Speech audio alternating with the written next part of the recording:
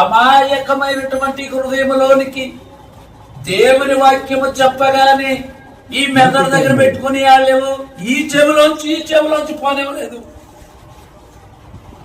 మనస్సులోనికి తీసుకొని వచ్చి ఆలోచించి ఇది నిజమేనంటావా మరే అనుకున్నారా?